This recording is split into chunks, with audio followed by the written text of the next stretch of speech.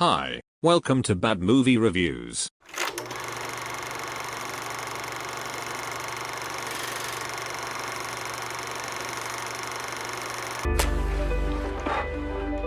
Sorry. Jeez, figured I asked. Taking the stage at the Princess of Wales Theatre, writer-director Edward Norton introduced his sophomore feature behind the camera, Motherless Brooklyn, as an underdog story. The underdog in question is Lionel Essrog, played by Norton himself, the central character of Jonathan Letham's 1999 novel of the same name. By the time the nearly 2.5-hour-long film comes to a close, he'll face off against club-wielding goons, mountainous political figures, and staggeringly corrupt social systems.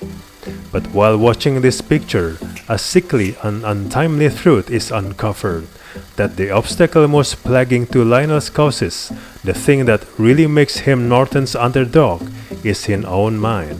Set in 1950s New York City, Motherless Brooklyn's comedic exploitation of mental health comes off more as ironic than amusing amongst Norton's bucketing tie-ins to the current political climate.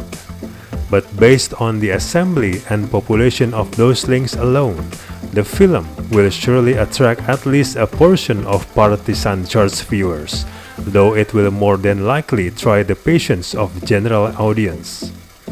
Making his screenwriting debut, the Fight Club star jettisons almost every aspect of his source material, most notably shifting the time period 40 years back from the 90s when it had originally taken place. With that said, both works start out the same way, with a busted stakeout ending the life of Lionel's mentor and fellow Private Dick, Frank Minna, played by Bruce Willis. As he attempts to piece together the frustratingly incomprehensive and under-wrapped details of Minna's final investigation, the tyrannically racist objectives of Moses Randolph are injected into the caper. And soon enough, Lionel finds himself working alongside activist Laura Rose to discover the link between Minna's murder and Randolph's segregating real estate projects. These deviations from Letham's novel quickly shift the attention towards a game of connect the socio-political dots, which just as swiftly models the plot. Norton looms over the politician's agenda, whose urban development plans target the displacement of black people from their Brooklyn homes. And just like Lionel should feel, we in the audience feel as if we've been tossed into something beyond conceivable accomplishment. With that said, Motherless Brooklyn does have a passion about it. Norton revealed that he's been trying to adapt the material since American History X 21 years ago. That effort is admirable, especially since the project appeared to have gone through production hell before finally reaching the big screen.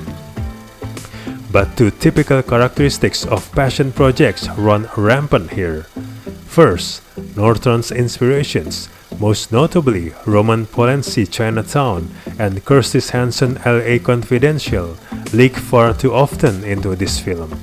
And second, the picture cannot help but feel like a narcissistic turn for Norton, who clearly wants to take the Rain Man path to Oscar glory. But in the end, vexation and fatigue will ultimately prevail over any chance of awards contention or political insight Norton implores. And it's an especially disappointing film, given the wealth of talent involved here.